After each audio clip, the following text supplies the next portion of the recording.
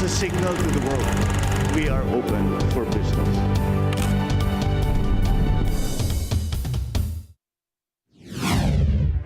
We are now open for business. This is 𝗍𝗏𝗏 bringing you yet another episode to guide you in discovering your passion and growing your business as we learn from experts in the field. Sama-sama tayong matuto sa isa na namang makabuluhang usapan tungo sa pagpapaunlad ng inyong negosyo.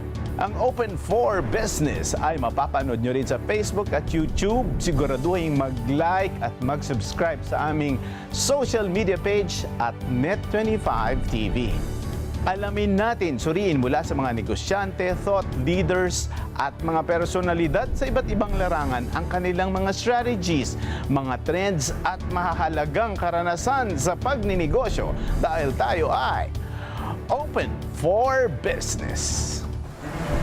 Ready to glow from the inside out. Join us this week as we speak with the glowing minds behind 𝗗𝗶𝗴𝗏 Aesthetics and Wellness Center, a proudly Filipino brand born during a time of crisis and now redefining affordable, science-backed beauty.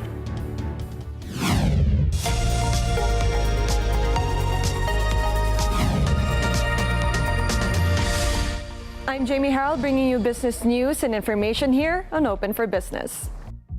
Export sales up by 26%, trade deficit down by 8.8% in June. Now, the country's trade deficit narrowed by 8.8% in June as exports rose by 26.1% to $7.02 billion from $5.57 billion in June 2024. Now, preliminary data from the Philippine Statistics Authority showed this. The balance of trade and goods amounted to a deficit of $3.95 billion, lower than the $4.33 billion recorded in June last year. Now, in other business news, government mulls higher lending budget for MSMEs. Now, micro, small, and medium enterprises will soon be allocated a higher lending budget as the government seeks to empower more businesses and allow them to have bigger contributions to the economic growth.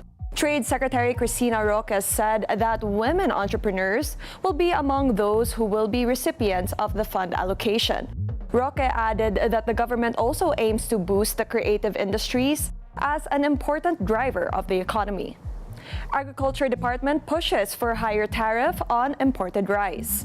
The Department of Agriculture, also known as the DA, aims to impose a higher tariff on imported rice to help lift the farm gate price of the local production, said DA Secretary Francisco 𝗷𝗏𝗄𝗏. The current tariff is at 15%, and the planned increase will take place during the third periodic review. 𝗷𝗏𝗄𝗏, however, did not reveal how much increase will be imposed. IMF revises 2026 growth projection upward. The International Monetary Fund revised its 2026 growth projection to 5.9% and maintained its forecast for 2025 at 5.5%, showing confidence in a steady economic performance despite global uncertainties. In its latest World Economic Outlook report, the IMF also raised its 2025 growth for the ASEAN 5 to 4.1%. And that's the business roundup for this week. I'm 𝗗𝗏𝗏𝗏 for Open for Business.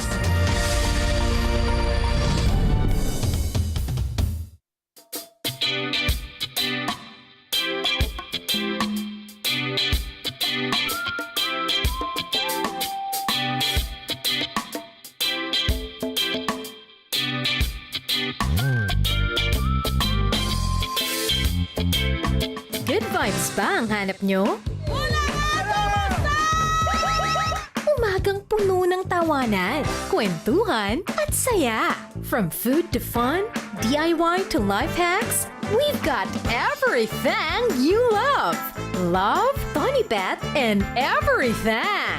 Lunes hanggang Biyernes, 7 a.m. to 8 a.m. on Net25. Let's get together sa Net25. Sa Net25. Sa dami ng usap-usapan, alin ba ang dapat paniwalaan? Magandang umaga, Pilipinas! Luzon, Visayas at Mindanao. Siyempre po, worldwide. Balitang may basehan, komentaryong may laman. Kasama sina 𝗏𝗏𝗏𝗏 at Nelson Lubao. Tuloy ng paglilingkod bayan. Balita, komentaryo, totoo. 100%. 100%. Lunes hanggang Biyernes, alas 5 ng umaga, dito lang sa Net25. Let's net together. Sa Net25. Sa Net25. This portion is brought to you by Pure Gold. Sa Pure Gold, always mura, always kompleto, always may promo, always panalo.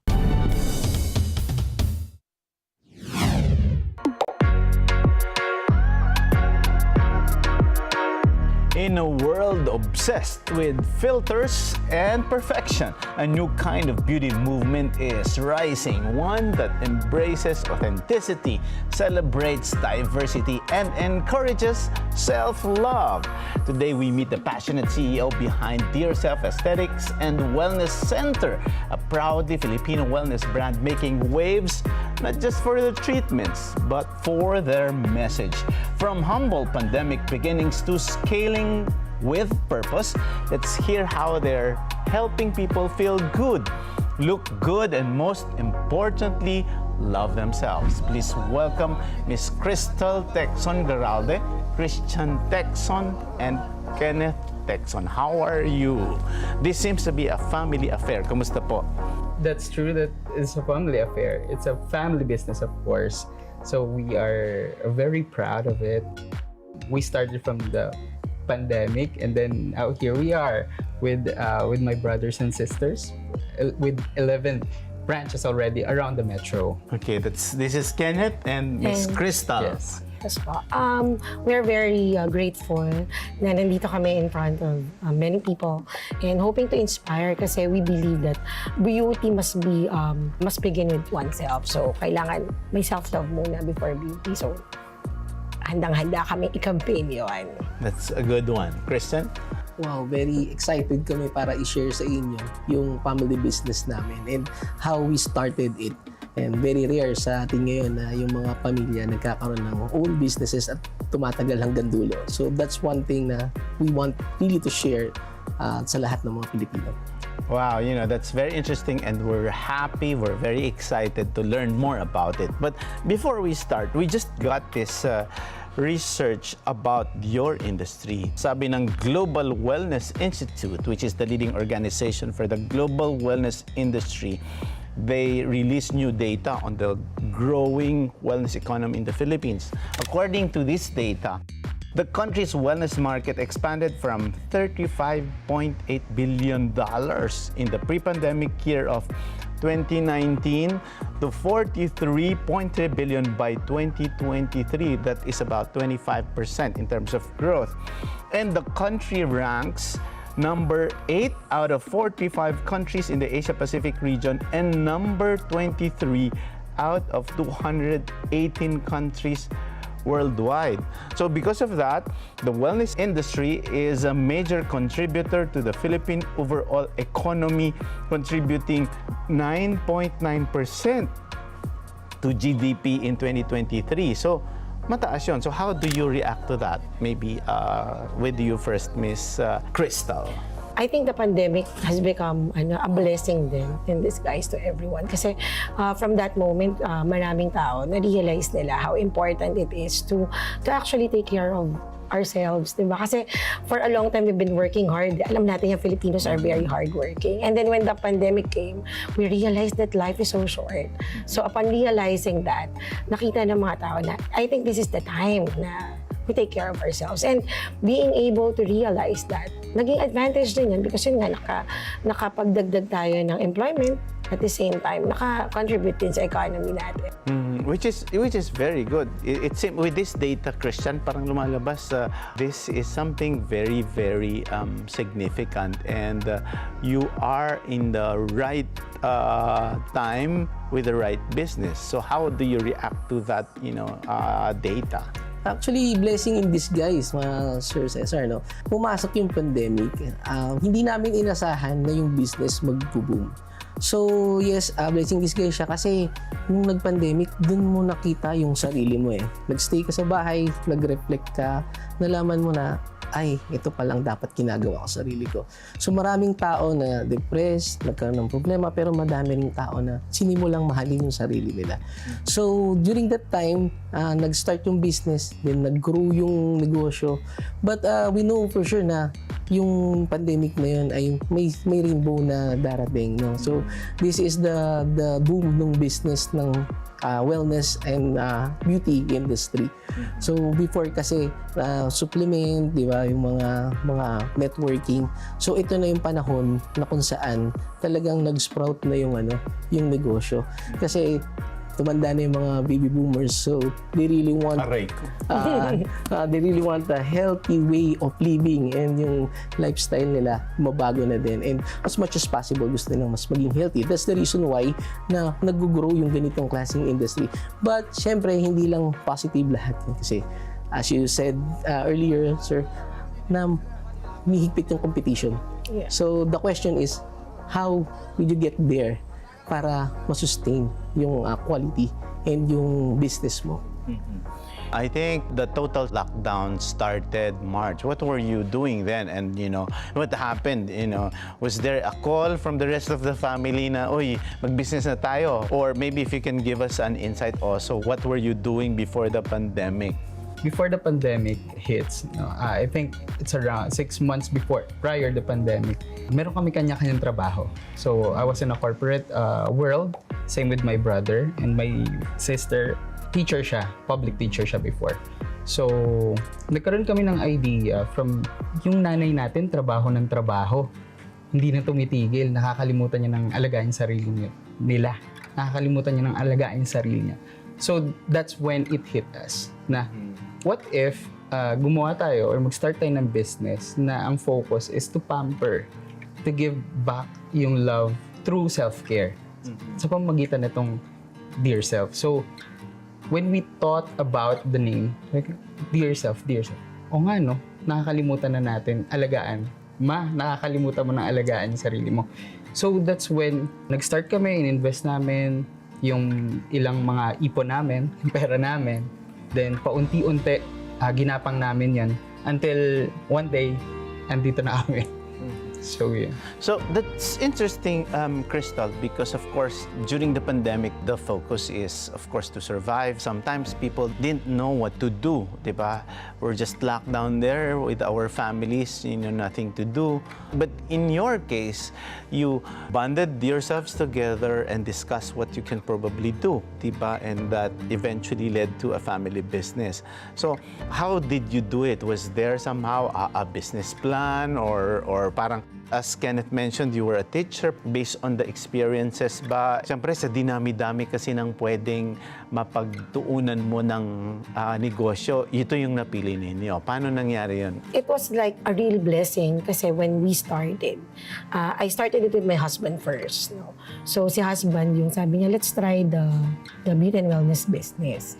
We were very poor back then. Talagang, kung sasabihin mo, kahit isang tuka ang datingan namin because I was a public school teacher for 9 years and life was very difficult. And I really want to help my siblings. Aside from helping myself, gusto ko rin silang tulungan. So, nung nandun na kami sa point na yun na parang ano bang business yung makakatulong para mag-grow din namin yung self-worth namin. Kasi hindi talaga kami yung mahilig sa ganitong klaseng kasi syempre kapag mahirap ka, hindi lang secondary, tertiary yung pagpapaganda, pag-aayos, and then we realize na people are really looking for something that would boost their confidence, their self-worth. Kasi nga lahat na ng tao parang very negative na about life. Kasi you'll never know what would happen next. So sabi ko, I have to help myself, our family specifically. Pero para matulungan ko yung mga kapatid ko, matulungan ko yung pamilya namin, it has to start with me.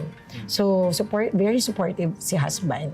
So we started na itayo yung business during the pandemic. Pero syempre, hindi siya naging madali. Kasi you have to introduce na this time, hindi ito yung ending. ito pa lang yung beginning. So we have to campaign that idea sa mga tao.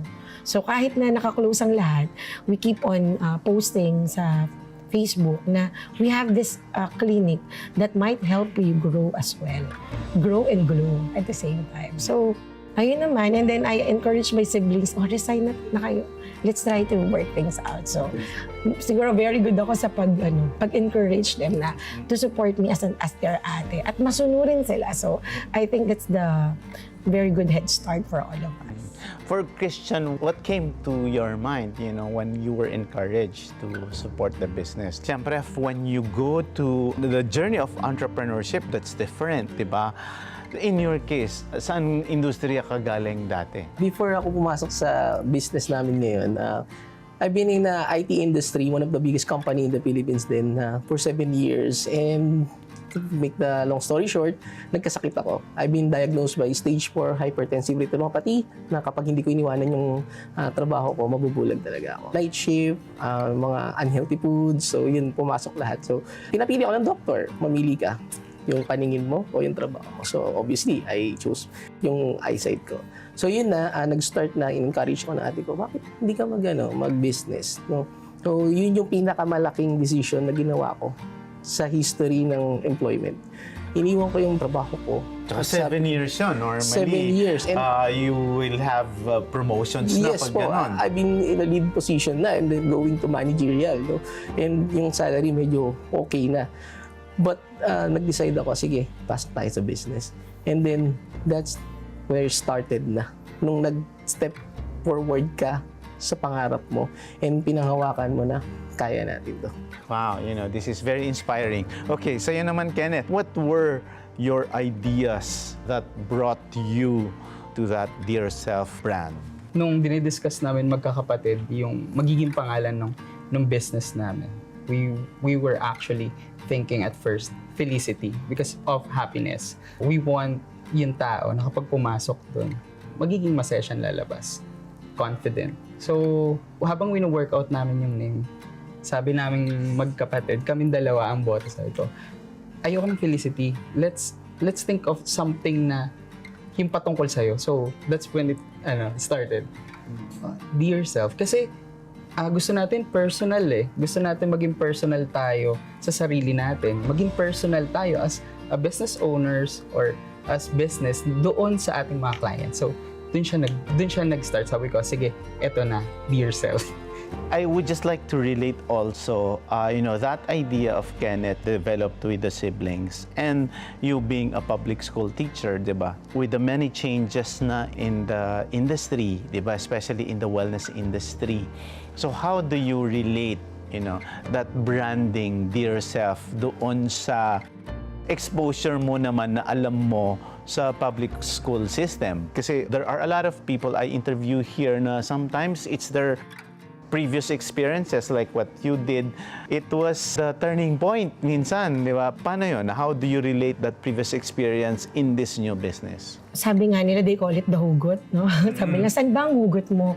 So, yun nga po, when I was teaching, sobrang hirap ng buhay. Kasi when you're a public school teacher, okay naman ang salary. But of course, if you're a family of 6, kasi 4 ang anak ko, it would be very difficult to raise them with the salary that I'm receiving at that moment. So, sabi kong ganun, kung hindi ko kayang i-sustain yung needs ng family, mas lalo akong mahirapan, bigyan yung sarili ko ng reward. And I think, hindi lang kwento ko yun. Kwento yun ng maraming public school teachers. Hindi lang public school teachers. At maraming nakaka-relate ngayon. Exactly. No? Hindi lang public school teachers, pero kwento to ng maraming nanay, I should say, maraming empleyado na, of course, very family-oriented ng mga Filipinos eh. So, bago ang lahat, pamilya muna, tapos later na tayo. So, nung nakita namin yung Dear Self, yung beauty and wellness industry. Kasi hindi nga kami ganun. So, kailangan namin isabuhay. Kami muna kailangan ma-feel namin na, teka, this time, we have to know ourselves well. Para sa ganun, alam natin how to better love other people. So, aside from working out on the beauty and beauty industry, sabi ko, the real beauty should start from within. So, as we start the business, hindi lang yung enhancement ng physical beauty, we also try our best to enhance our personalities, our mindset. Hindi kami pwedeng poor mindset. Kasi you'll never see the abundance and beauty kapag ikaw mismo hindi mo yung nakikita sa sarili mo. So, it's really a progress, no, na kailangan i-develop mo within you para maka-relate ka dun sa business. And I believe na hindi lang ako nag-iisa. Marami lang talagang kababaihan at alam mo yun, mga tao right now na hirap gawin yun kasi nga, they do not believe themselves in the first place. So, kailangan ako muna pala, kami muna, para mas madaling i-explain sa iba na yung growth na to at yung abundance na to, makikita mo lang yung real beauty pag nasimulan mo sa sarili mo. And that's how it started. Na kailangan pala kami. Well said, well said. Oo, pwede na nating tapusin. Okay. Okay. But in your case, Christian, you're involved with finance, correct? You know, from this story, I'm sure there's a lot of people who will be inspired, you know, by this story of yourself. With finance, sabi nga ni Miss Krystal, hugot, di ba? Pero in your case, siyempre, pag finance, di ba, kahit anong hugot mo dyan, talagang dapat may paghuhugutan ka, di ba?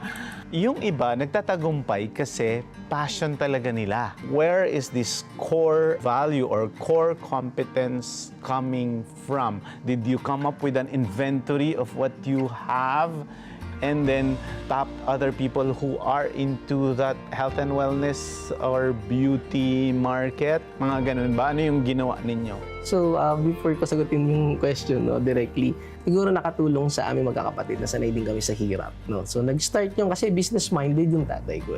So, yung tatay ko, nag-iisip ng business yun. 1 to 2 months pag nag-click, iniiwan niya na. And then we continue. So, laging ganun yung routine. Laging ganun ginagawa niya. The good thing is yung mother ko naman, siya naman yung matyaga. So, pagpapatuloy niya yung business na simulan nung airpot ko. So, ganun lagi pag nag-start ng business. And little bit we know na yung palang ginagawa nila na yun yung nagpo-form sa aming magkakapatid na maging negosyante. So, habang lumalaki kami, nag-start kami ng iba't ibang businesses, lalo na ako kasi father figure ako eh. So, gusto ko lagi yung mga kapatid ko nauuna. Gusto ko laging may pera, gusto ko laging may pagkain sa bahay, and lagi ako nag-iisip, paano ko mapupunan kaya yung mga pangangailangan namin pag wala na yung papa ko, yung mama ko, paano ko i-sustain yung makakain lang, no? So, doon nag-start na-form kami na business-minded pala kami. So, before kami nag-start ng business, naging naging professional. So, mga teachers talaga ako.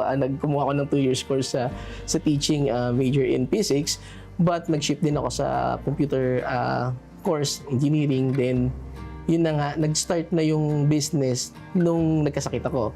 Pero this time, hindi talaga siya about beauty and wellness. So it's about how you handle the business and your experiences from the past. So kahit anong business yung pasukin mo, kung founded ka doon sa business mindset, magkiklik ka eh. It's just like, siguro as a Chief Finance Officer, mahalin tulad ko yung buhay namin sa isang bamboo tree, na it takes a lot of patience bago mo ma-achieve yung goal mo.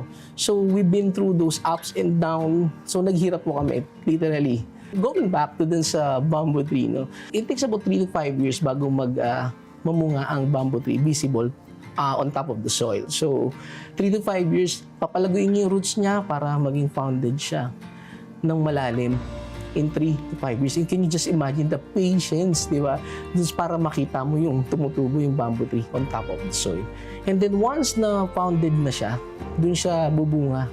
So, in just a single day, yung bamboo tree pwedeng mamunga ng into 24 inches high. So, ganun kabilis yung pag-grow niya once na yung foundation niya ay tama. At alam mo kung ano yung tinanim mo, yun din yung aanihin mo. So, that's the value that we have. And also, as a Chief Finance Officer, tanim lang muna, no? So, we always practice delayed gratification. And hindi muna kami masyadong gumagastos. So, kung ano yung pumasok. Lalo na, finance ka. Yes mo. Ano yung pumasok? Higpit talaga. Pasok, lagay. So, madalas nagkakaproblema, syempre, pagka humihingi ng budget. But, yun yung work ng finance, eh. So, he has to make sure na meron kang fund for the next few years na operations. And right now, we are entering the 6th year. So 3 to 5 years, when I said about the bamboo, to make a visible sprout, no? So, andun na kami sa part ng storming. So, yung development kasi, 4 stages yun. So, forming, storming, norming, and performing. So, yung kabataan namin, yun yung form kami ng magulang namin. Then, storming, nung naghihirap kami, wala na akong makain. And then, norming, ito na, nag-start na kami ng business. And then, performing. At this point, nagpe-perform kami. But, it's a different case for the business. So, that same 4 stages also applies to the business. It's always a life cycle. We formed that nung nag-start ng pandemic, and right now, we are storming.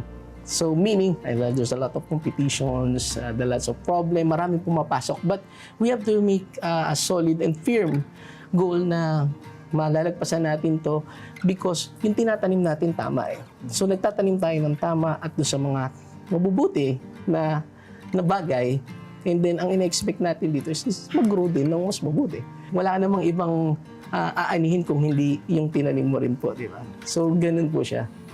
This is really inspiring, and I'm sure there's a lot of entrepreneurs, small businesses who are also learning from this story.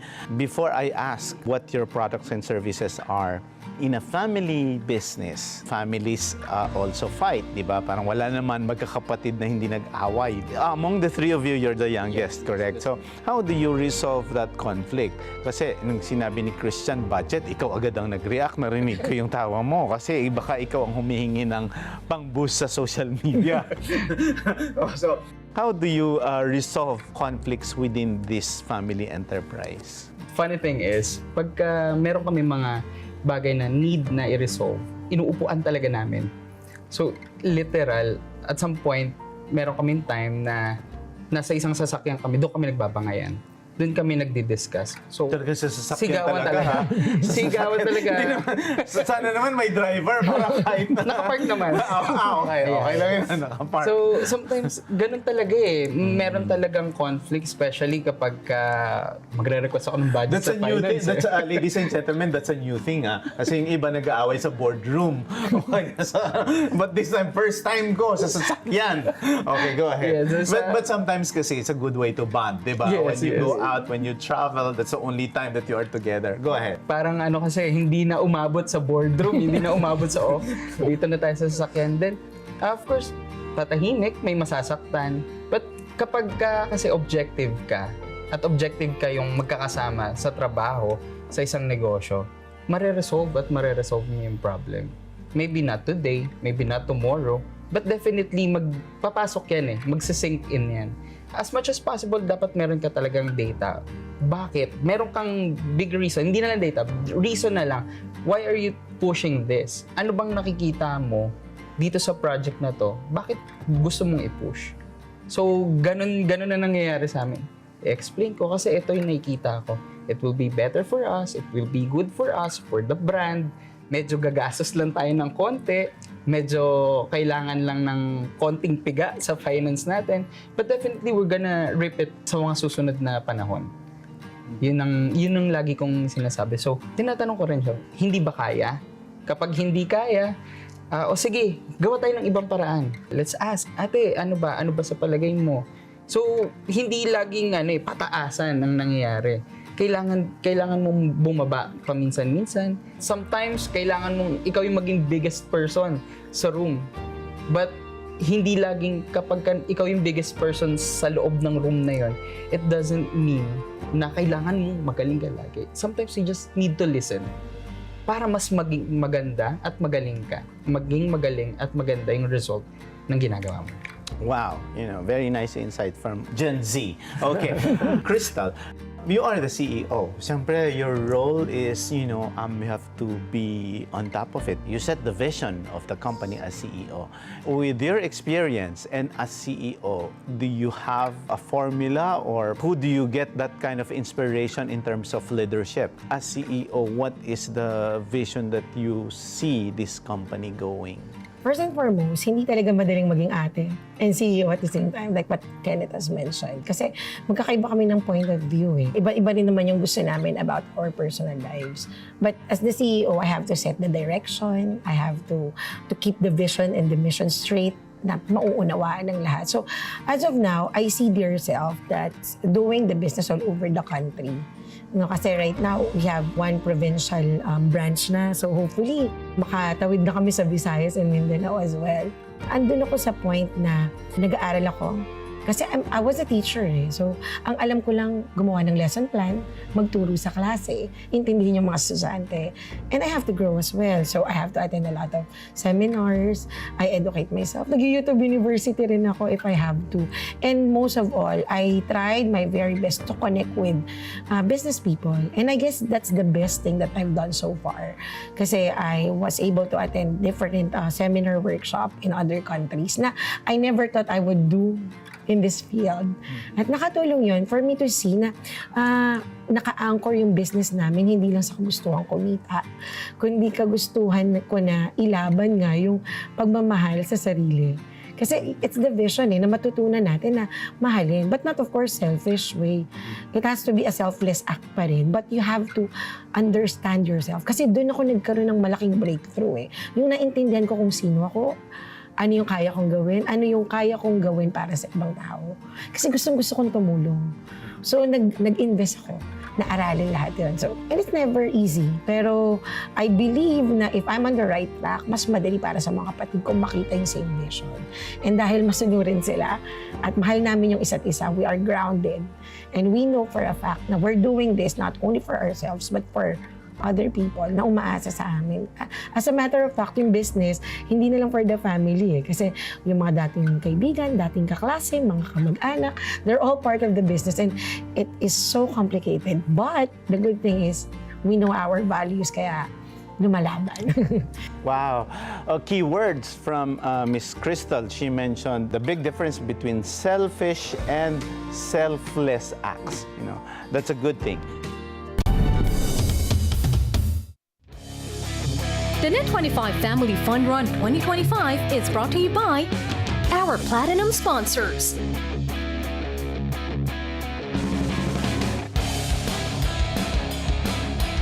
Our Gold sponsors.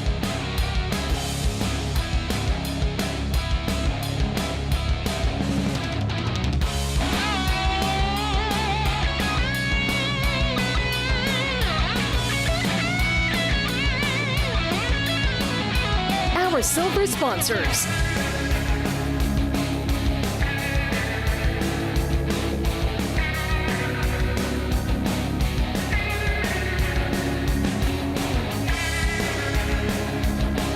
And our Bronze sponsors.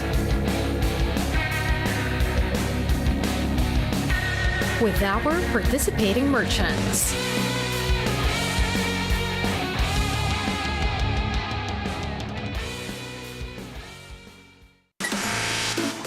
It runs on just one rail, yet doesn't tip over.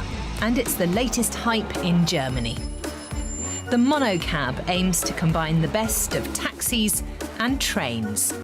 Battery powered, they can travel on disused tracks, completely autonomously, ordered via app to the desired stop. Will we be seeing 𝗏𝗏s everywhere in the coming years? 𝗏𝗏s fascinate people from around the world, as the futuristic vehicle made in Germany could transport passengers almost anywhere on Earth on standard train tracks. Could this spark a revolution in rail transport? Rev.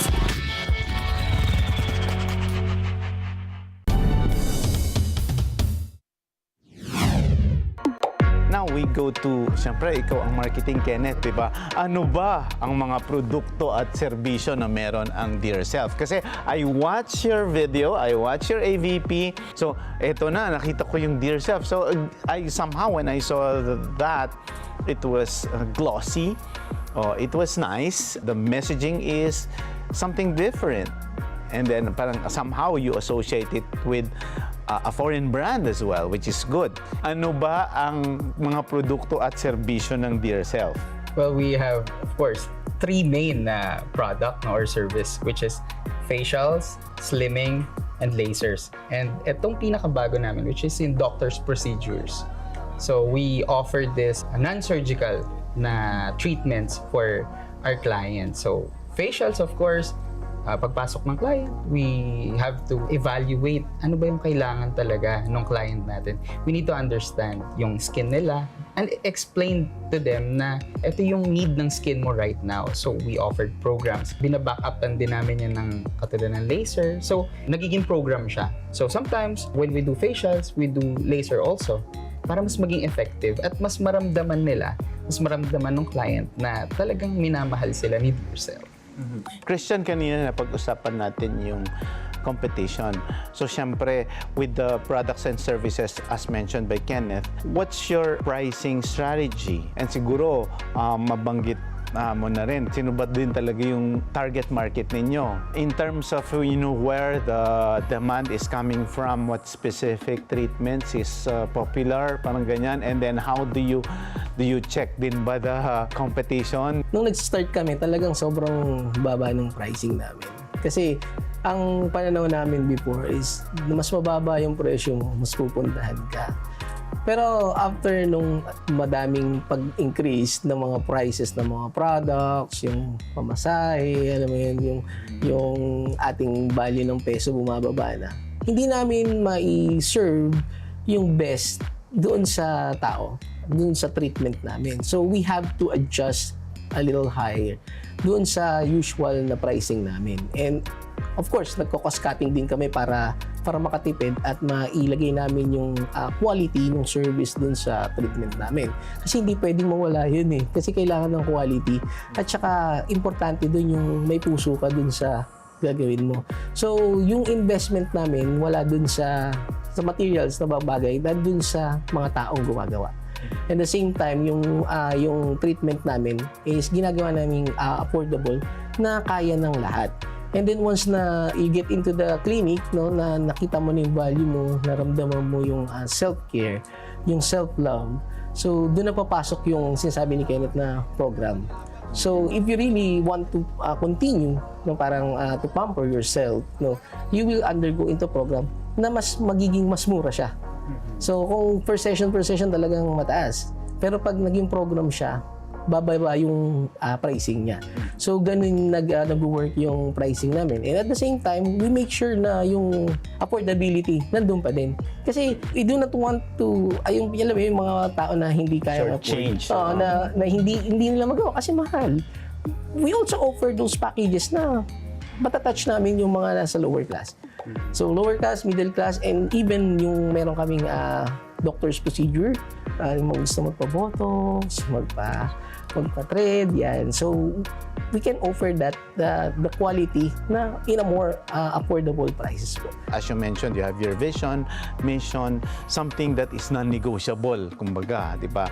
So, what is that corporate mission or what is that key objective or values of the network na despite the stiff competition, you will not compromise? So, non-negotiable sa amin, dapat lumabas ang client that they are loved. Kasi yun ang, namin, trident, you are loved. So, pag hindi mo naramdaman yun, we have to improve on that. And of course, the company believe that we are not only enhancing beauty, we are affirming it. So, beauty is not for just one person, it's for everyone. So, importante sa amin na we give the quality service. Kaya nga sabi ni Krystal a while ago we are not only loving our clients, but at the same time, we are loving our employees too. Kasi without them, it's so impossible to progress this way. So, napaka-importante sa amin na we all feel loved as well. So, bilang CEO, napaka-importante na balance yun. We love our clients, but at the same time, we love our employees too. Speaking of employees, how do you select them? What's the criteria? Kasi siyempre, minsan as a family business, parang ang hirap mag-fire. Yes. Oo, di ba? Kasi parang, mag-anak mo na o kumbaga parang tito mo na o kaya pamangkin mo, parang ganyan. Is there a professional way of you doing it na at the outset, o sige, kamag-anak tayo, pero parang wala kang kamag-anak dito pag hindi ka nag-perform o nasira mo ito, you will pay for it. And do you also, what's your HR strategy inspiring them na hindi masisira ang Relationship. relationship ninyo. In your case, how do you do that? Of course, when we started, just like any other business, basta ka mag-anak, kaibigan, kapamilya, okay na yun. Kasi iniisip natin, ay, tulungan natin sila, daily job. So, at the same time, mamahalin naman nila tayo pabalik. And it happened naman. We had several relatives na totoong nagmahal with us for the past 5 years. But then again, like any other business, we have to have that business mindset. No? So, nag-ano rin kami, nag-acquire na kami ng mga employees who are really deserving. And when we say deserving, it's not all about skill. We also look for the qualities, yung mga value system. Kasi napakahirap mag-hire ng magkaiba kayo ng goal ng empleyado. Kasi kung saan kayo mapupunta and at the end of the day, baka magka-away na kayo kapag umalis siya. So, what we did, we tried our very best to become more objective about choosing the right people. Kasi we may have the right business but with wrong people, nothing would go right. So, this time, mas maingat na kami. Yung personality, yung values, yung attitude, they matter the most. So kahit hindi pa magaling mag-facial, we're giving them the chance. Pero dapat we have the same goal. Palagay ko dun talaga nagsisimula lahat. So by doing that naman so far, we're doing good sa pag-hire ng right people. Wow, okay.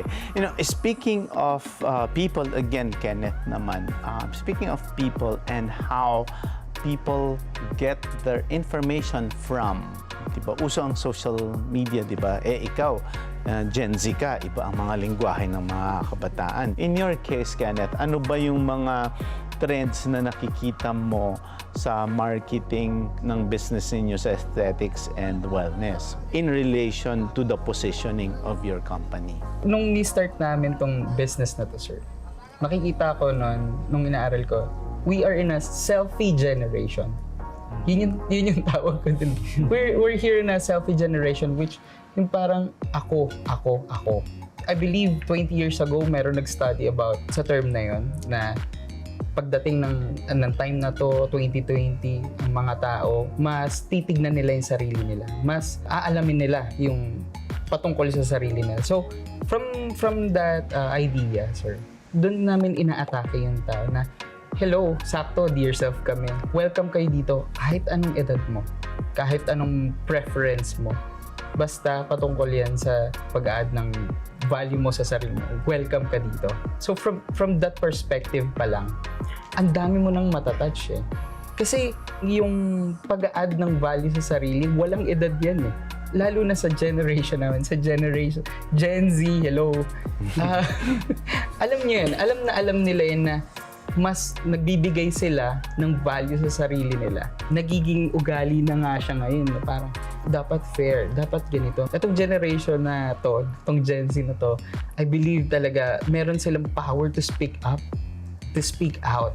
So, yung mga yun yung pinipick up namin. Then, slowly, nilalabas namin sa marketing, sa messaging namin, sa way kung paano namin i-design yung mga creative execution natin. In your business, we see a lot of people using celebrities kasi parang they look for icons, they look for, these influencers, di ba? What's your thought on that? Kasi siyempre, the way I understand it, because of your market positioning, you target different socioeconomic classes, but I'm sure there is a core market.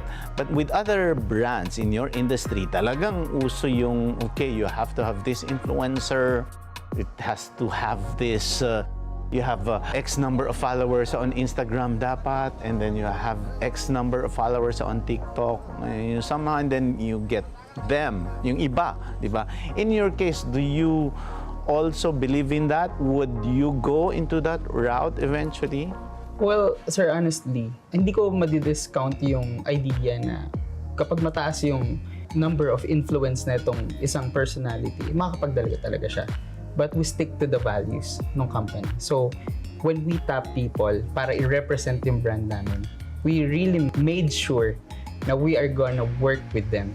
So, yung goals nila at yung values nila, as long as intact yan, and same with yourself, aligned yan, we're gonna work on that. So, yung mga ambassadors namin like Neri, Grace, and Amina, meron talagang makikita at yun ang talagang magiging influence kasi from them, personally, alam nila kung ano yung naging changes sa buhay nila, sa wellness nila when they started 𝗗𝗶𝗴𝗏. Same as the other ambassadors namin na hindi ganun kataas yung followings, pero as long as people can see you, people can see your transformation with us, you are gonna influence them positively. So yun ang naging core namin pagdating sa pagtatap ng mga tao to represent 𝗗𝗶𝗴𝗏. Wow, the voice of the Gen Z. Okay, back to millennial ito siguro. Yes. You are now entering into the expansion phase. How do you scale up? What's your strategy of scaling up in terms of opening different branches? What's your expansion strategy, Krystal? Okay, so very timely na. And ngayon lang namin sasabihin to sa show ng Open for Business. So, sige, may scoop kami. Right now, we are now working in progress for the franchising next year. So we are doing double time para ma-share yung business sa iba. But we have to be very careful to whom we're going to partner with and who are the people na deserve to franchise themselves. Kasi again, we always want na yung legacy maiwan at yung culture tsaka yung values dun sa business, dun sa brand na yun, dapat manatili siya eh. So kung magbi-business ka at gusto mag-franchise, we have to be very careful and to select. And we need to talk with you.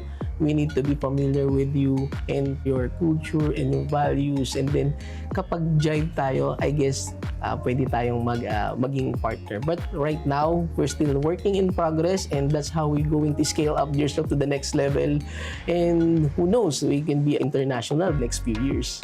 We are working hard. We are working double time to share the values that we are currently working on sa business namin. But then again, kailangan pa rin namin maging extra careful. So what I do right now, I associate with people and network with people who are willing to grow and glow with us.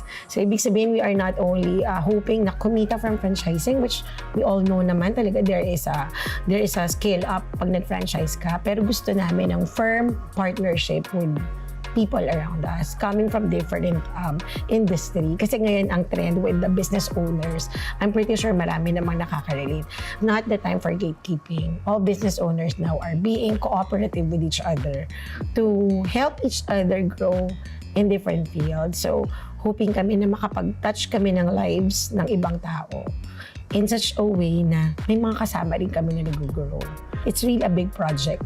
Kasi it's more of an emotional attachment rather than just a money matter or a business matter. It's more of doing the campaign.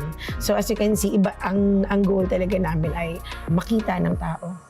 Makita at maramdaman ng tao that they are affirmed love as well. So malalim ang hugot. So kailangan namin i-share it with others. How do you define beauty? And then the follow-up question there is, how do you make people, clients feel beautiful? You know, what's your metrics in their transformational or physical transformation journey? Okay, thank you for that wonderful question. Okay, the beauty has to start from within, like what I've mentioned earlier. Kailangan sa'yo muna. Kasi ang kagandahan, ano yan eh, nag-radiate yan. Kapag malinis yung intention mo, mahal mo yung sarili mo, mahal mo yung kapwa mo. So napakadaling magmahal ng kapwa. Pero pag hindi mo mahal yung sarili mo, hindi mo rin yun ma-share sa iba. So I think the beauty must start from within. Kilala mo yung sarili mo, intact ang values mo, alam mo kung sino ka talaga. So with that, kapag ganun, maganda ka na eh. At pwede mong sabihin sa iba na maganda ako. Mahirap kasing sabihin yan kapag hindi mo mahal yung sarili mo. So, kilalanin mo muna. Kilalanin mo yung sarili mo para makita mo, maganda pala ako. Wow, well said. Okay, sa'yo na, Kenneth. Kasi with this episode, people will be asking where will they find the services, the treatment centers. If you can give the information of yourself, your social media accounts, where will they find you? And eventually, maybe next year when you come back here again to talk about your franchising model, so where will they find details, information about yourself? Okay, so guys, you can follow us on Facebook primarily. You can just type @𝗗𝗏𝗏𝗏 aesthetic.center. So makita nyo dyan, pag sinearch nyo, marami ding lalabas ng mga branches. So right now is 11 branches na active kasi isa i-relocate. We have there in Pasig, Kapasigan, Taguig, Cavite, Las Piñas, Monumento, Caloocan, Camarin, Congressional, Novaliches. So just type Dear Self Aesthetic.Center sa Facebook. Pa-follow nyo yan, nandun yung mga services namin. You can chat and ask us inquiries on your skin, yan kung may doctor's procedure and schedules. Chat nyo lang kami. Christian, anything that you want to share your audience, our audience? Going back dun sa bamboo tree, no? Ganun din sa pagpapaganda at pagmamahal sa sarili. No? So, it takes time din na hindi naman pagkapasok mo sa clinic, paglabas mo, ano ka na agad, maganda ka, nagwapo ka. Kailangan mo bigyan ng time yung sarili mo. So, bigyan mo ng pagmamahal and then definitely makikita mo. So, the way you feel loved by the employees na nagtitreatment sa'yo, na pamper ka, mas maganda ka, mas mararamdaman mo yung beauty, mas mararamdaman mo confident ka. Dapat lang, bigyan mo ng time yung sarili mo and mag-pamper ka. And katulad ko, busy sa trabaho. So, I definitely make time para mag-pamper sa sarili and mahalin yung sarili ko.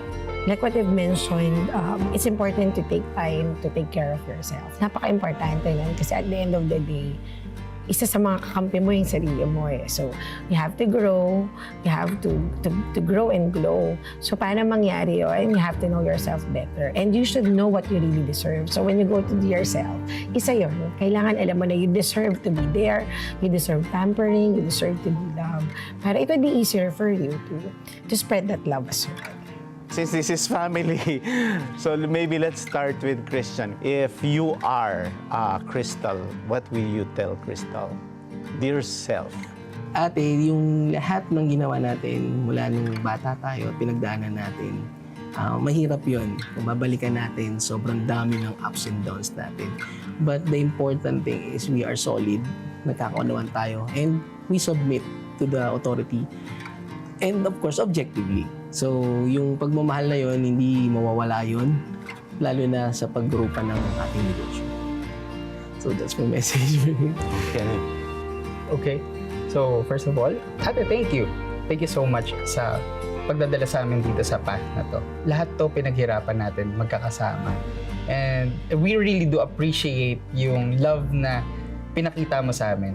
At yun din yung love na ilalabas namin sa pamilya namin at sa mga friends din namin. If there's one thing na gusto kong iwan at sabihin sa'yo, thank you and I love you. Thank you for being ikaw, Ate Krystal. Final question, Krystal, because there's a lot of small businesses who are also developing their own. And as you know, borrowing the bamboo concept of Christian, ano yung may papayo mo din sa mga small businesses na nagsisimula pa? What advice can you give to budding entrepreneurs? Okay, as an educator, I always believe that education is the key to success. Any form of education. When I landed in this business, I realized yung education could be in different form. When you talk to people, you get to learn their stories. You are educated by what did they do in the past. And whatever mistake they have done, natutunan mo siya, hindi mo na kailangan daanan ulit. So, may mga education din na nakikita mo, napapanood mo sa YouTube, naririnig mo sa Spotify. These are all education. You never stop learning. Kasi pag natututo ka, nawawala yung ignorance eh. At kapag natututo ka, gumagaling ka sa isang field, at hindi lang yun, you gain wisdom. Pinaka-importante sa tao is you have that wisdom, more than intelligence. Kapag may wisdom ka, meron kang kakayanan mag-isip ng tama at makapag-desisyon ng tama. So bilang negosyante, lagi kang nasa path na tamang desisyon, mabuti para sa lahat, hindi lang para sa sarili mo. And I think with that, you have a very strong core. Kahit anong negosyo, alam natin kaya nating i-ace. Because we know your values. Wow, well said, Krystal. And indeed, Dear Self is a beautiful business. And I am honored and proud to have met a beautiful, glowing family. Thank you so much, Krystal, Kenneth, and Christian. Open for business. We'll be back. Stay with us. matapang at mapanuring komentaryo. 70 to 80% of our Congress is political dynasty. So paano naman yan magkakaroon ng checks and balance? Ikaw yung congressman, yung asawa mo yung mayor. Balita at impormasyon, detalyado at makabuluhan. Hihimayin para sa mas malalim na talakayan. Samahan ng mga batikang komentarista. Ali Soto. This is for him to have his day in court, di ba, Senator? Alam mo naman yan, nag-aral ka din ng batas. At Pat P. Daza. Yung mga ganitong pagsasalita ng China, yan ba'y dapat ikabahala natin? Dapat ba natin ikatakutan? ASPN. Ano sa palagay nyo? Lunes hanggang Biyernes, alas 8 hanggang alas 10 ng umaga sa Net25. Across continents and through time zones, the story of our world. From the corridors of power to the quiet corners of resistance, we follow the voice of change and the truth. Informed by facts, driven by purpose, bound to no border. This is more than news. Mata ng Agila International. Slim and healthy. That's often the ideal image promoted on social media. But where's the line between healthily slim and unhealthily thin? And what to do if you cross that line? Losing weight with a diet works in the short term, but you soon end up weighing more than before you started. How do you combat the yo-yo effect? Fast, processed food is convenient, but not good for you. Is there a healthy version available? One that could even help you lose weight? All that and more coming up right now on In Good Shape.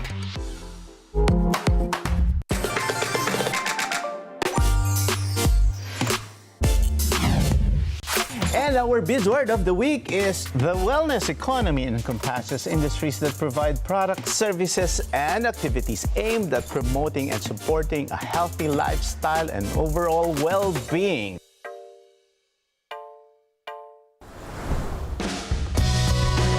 One thing is clear, aesthetics and wellness are no longer luxuries. They're part of how we care for our whole selves, whether it's through a skin treatment, a wellness routine, or simply carving out time to recharge. Embracing self-care is a powerful act of self-love. The industry may be driven by science and innovation, but at its heart, it's about people. People choose to feel better, to value themselves, and to radiate that confidence outward. Because when you love yourself, everything else starts to shine.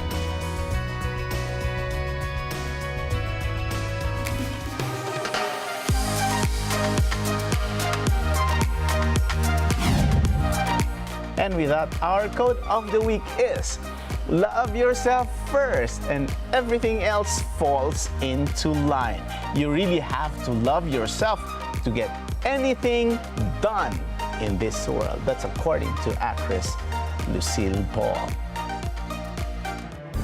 Maraming salamat sa isang oras sa pagsama sa amin upang tunghayan ang isang makabuluhang usapan ukol sa negosyo dito lang sa Open for Business. Hanggang sa susunod na linggo, samahan nyo kaming muli dito sa Open for Business. Catch us on Facebook, on YouTube. Like and subscribe on our social media page at Net25 TV. We will bring you more insights from industry experts, thought leaders, CEOs, and featured SMEs. Together, let us help encourage business development in the Philippines. Sharpen your business acumen, feel the pulse, and set the trend for as long as you are informed and open for business. Ito po si 𝗕𝗏𝗏 𝗧𝗩. Marami pong salamat.